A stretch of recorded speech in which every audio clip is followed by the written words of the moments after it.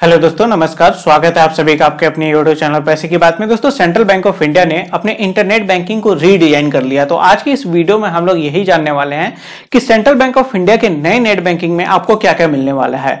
दोस्तों, मैं central bank of India को लगभग 2015-16 से यूज कर रहा था। Actually central bank of India में मेरा पहला अकाउंट था, मतलब सबसे पहले मैंने अपना account central bank of India में ओपन कराया था जब मैं स्टूडेंट हुआ करता था। यहाँ पे मेरा स्टूडेंट अकाउंट था और वही अभी तक चला आ रहा है। हालांकि अब ये नॉर्मल सेविंग अकाउंट में कन्वर्ट हो चुका है, लेकिन जब से मैं यूज कर रहा हूं तब से इसका इंटरनेट बैंकिंग का इंटरफेस एक बार भी अपडेट नहीं किया गया है। और 2019 में सेंट्रल बैंक ने अपने मोबाइल बैंकिंग को अपडेट किया, लेकिन इंटरनेट बैंकिंग वही आदम जमाने वाला ही चला आ रहा था। लेकिन अब फाइनली इन्होंने अपडेट कर दिया है, तो हम लोग अब जानते हैं, यहाँ पे लॉगिन करके देखते हैं कि क्या कुछ अपडेट किया गया है। सारा प्रोसेस सेम है, जैसे आप रजिस्ट्रेशन पहले करते थे, सारा प्रोसेस सेम है, लॉगिन का भी प्रोसेस सेम है।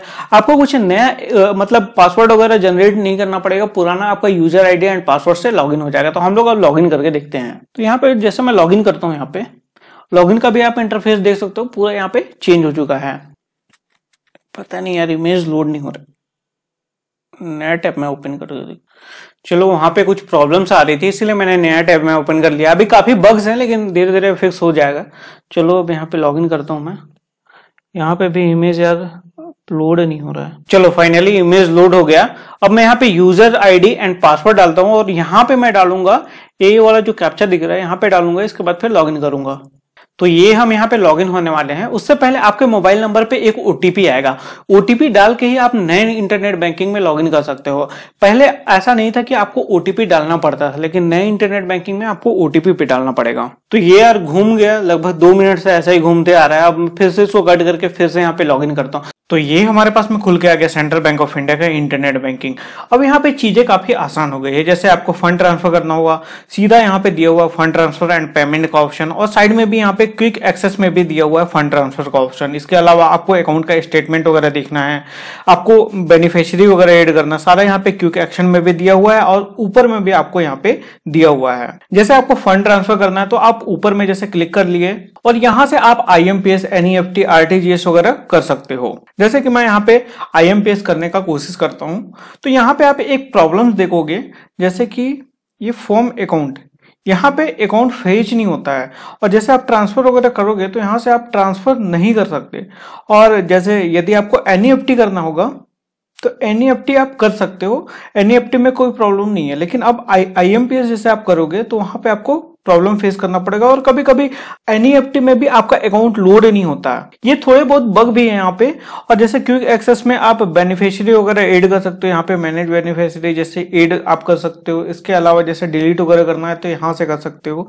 इस तरीके का यहाँ पे पूरा मतलब अच्छे तरीके से यहाँ पे डिजाइन किया गया है, काफी यूजर फ्रेंडली है। जैसे आपको प्रोफाइल सेटिंग वगैरह करना है तो यहाँ से आप जा सकते हो, यूजर नेम वगैरह चेंज कर सकते हो, अपना पासवर्ड वगैरह चेंज कर सकते हो। तो ये सब आप यहाँ से कर सकते हो। जैसे कि मैं प्रोफाइल सेटिंग में जाता हूँ तो यहाँ पे आप बेनिफिशियरी का लिमिट कर सकते हो, और यहाँ पे व्यू ओनली अकाउंट में आप ट्रांसफर कर सकते हो। लेकिन जब आप व्यू ओनली अकाउंट में यदि आप एक बार ट्रांसफर कर लिए तो आपको ब्रांच से जाके ट्रांजेक्शन अकाउंट में कन्वर्ट करना पड़ेगा। जैसे फिर आप सेट लिमिट फॉर सर्विसेज, इस टाइप का मतलब यहाँ पे जैसे ट्रांजेक्शन पासवर्ड आपको बदलना हो, लॉगिन पासवर्ड आपको बदलना हो, या फिर नया ट्रांजैक्शन पासवर्ड जनरेट करना हो तो वो आप कर सकते हो। और बाकी यहाँ पे अकाउंट का स्टेटमेंट वगैरह निकालना है तो यहाँ से आप निकाल सकते हो अपने अकाउंट का स्टेटमेंट वगैरह।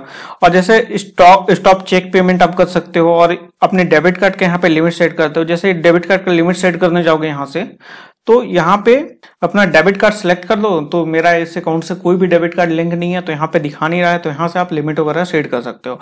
और इसके अलावा फिर है स्टॉप चेकबुक का ऑप्शन, तो यहां से भी आप कर सकते हो इसको। इसके अलावा यहाँ पे पॉजिटिव पेज सिस्टम वगैरह भी दिया हुआ है, लेकिन ये अभी कमिंग सून दिखा रहा है, मतलब अभी आगे आने वाले टाइम में अभी अपडेट किया जाएगा। लेकिन अभी ओल्ड लॉगिन भी, मतलब जो ओल्ड इनका इंटरनेट बैंकिंग इंटरफेस है वो भी अभी चालू है, उससे भी आप जाके यहाँ पे लॉगिन कर सकते हो और उससे जाके मतलब पॉजिटिव पे वगैरह यूज कर सकते हो। और एक और यहाँ पे सबसे बड़ा प्रॉब्लम ये है, जैसे आप होम पेज में जाओगे ना, तो होम पेज में जाने के बाद में गोल गोल घूमने लगता है। इसके बाद फिर आपको मजबूरी में कट करना पड़ेगा, और कट करने के बाद में यदि आप लॉगिन करोगे तो आपका लॉगिन होगा नहीं, ऑलरेडी लॉगिन बताएगा। तो ये सब यहाँ पे बग्स हैं। अभी कम से कम नहीं तो 1 साल इसको लगेगा परफेक्टली इसको वर्क करने में। देखो, कोई भी जब बड़ी वेबसाइट बनती है ना तो 1 साल उसको परफेक्ट होने में लगता ही है। अब जैसे यहाँ पे आप सर्विसेज में जाओगे तो सर्विसेज में आपको जैसे फास्टैग वगैरह का ऑप्शन मिलेगा।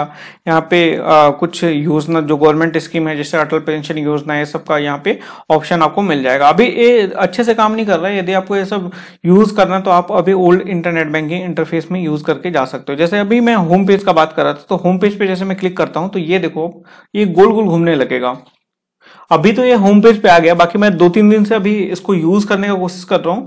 तो जैसे ही मैं होम पेज पे क्लिक करता हूं तो गोल गोल घूमने लगता था और कोई भी चीजें काम नहीं करती थी, लेकिन अब इस बग को फिक्स कर दिया गया है। तो ये तो है सेंट्रल बैंक ऑफ इंडिया का नया इंटरनेट बैंकिंग का इंटरफेस। यदि आपको ओल्ड इंटरनेट बैंकिंग में लॉगिन करना है तो वहां पे ऑप्शन दिया हुआ है, जैसे कि मैं आपको लॉग आउट करके दिखाता हूं। यहां पे आप देख सकते हो, यहां पे दिया हुआ है स्विच टू ओल्ड साइट, यहां से आप कर सकते हो। जैसे स्विच टू ओल्ड साइट में जैसे आप क्लिक करोगे तो आप इसके ओल्ड इंटरनेट बैंकिंग में रिडायरेक्ट हो जाओगे। तो ये यहाँ पे देख सकते हो हमारे पास में खुल के आ गया सेंट्रल बैंक ऑफ इंडिया का ओल्ड इंटरनेट बैंकिंग। तो यहां से भी आप लॉगिन कर सकते हो। और जैसे आप सर्च करोगे ना गूगल में, जैसे सेंट्रल बैंक ऑफ इंडिया का इंटरनेट बैंकिंग, जैसे मैं आपको सर्च करके दिखाता हूं। तो ये आपने सर्च कर दिया, जैसे आप ये साइट आप देखोगे सेंट्रल बैंक नेट बैंकिंग। अब यहां से जैसे आप लॉगिन करने का कोशिश करोगे तो ये आपको ओल्ड इंटरनेट बैंकिंग के इंटरफेस पे ही ले जाएगा। और जैसे दूसरा यदि आप सर्च करोगे, मतलब यदि आप डायरेक्ट सेंट्रल बैंक का नेट बैंकिंग का यदि वेबसाइट आप क्लिक करोगे तो वो आपको ओल्ड इंटरनेट बैंकिंग में रिडायरेक्ट करेगा।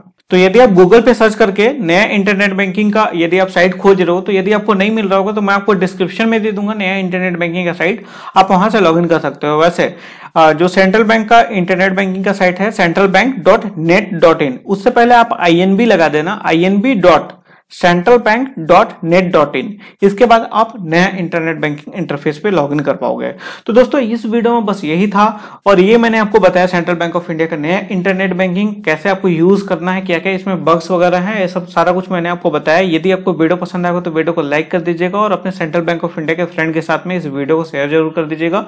और यदि आप चैनल पे नए हैं तो चैनल को सब्सक्राइब कर लीजिएगा, और सब्सक्राइब करने के बाद में बेल आइकन को दबा दीजिएगा ताकि जब भी कोई नई वीडियो अपलोड हो उसकी नोटिफिकेशन आपको मिल पाए।